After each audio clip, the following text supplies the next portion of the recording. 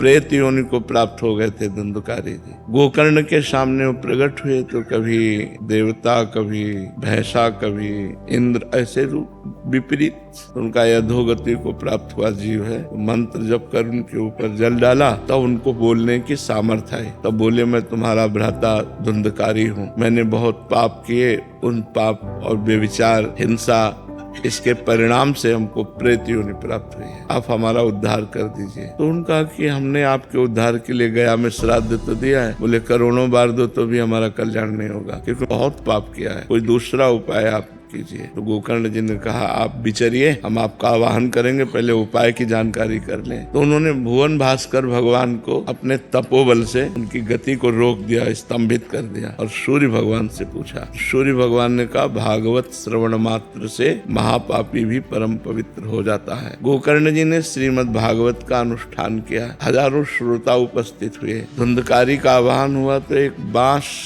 7 गांठ का उसके ऊपरी छिद्र पे बैठकर वो प्रेत सुनने लगा। प्रथम दिन प्रथम खंडन गांठ का हुआ, इस तरह से 7 गांठें फटी और वो दिव्य भगवत स्वरूप होकर प्रकट हो गया। प्रेत योनि से मुक्त होकर भगवत स्वरूप और विमान एक आया और धुंधकारी उसमें बैठ करके परम धाम को जब जाने लगे तो गोकर्ण जी ने रोक दिया। भगवान के पार्षदों से कहा, एक ही विमान क्यों, ये और भी श्रोता है, सबके लिए विमान क्यों नहीं लाए? तो उनका और श्रोताओं ने श्रवण किया, केवल मनन नहीं किया। ये भूख और प्यास सहता हुआ रात दिन कथा का श्रवण और मनन करता था, तो मनन के प्रभाव से विमान आया है, श्रवण के प्रभाव से नहीं, मनन के प्रभाव से विमान। अब अगली बार जब कथा कहिए तो सब श्रोता आपके श्रवण करें और मनन करें, तब फिर इनका उद्धार हो। तो अगली बार कथा कही और जब सबने मनन किया तो शास्त्रों विमान आए और सब भगवान के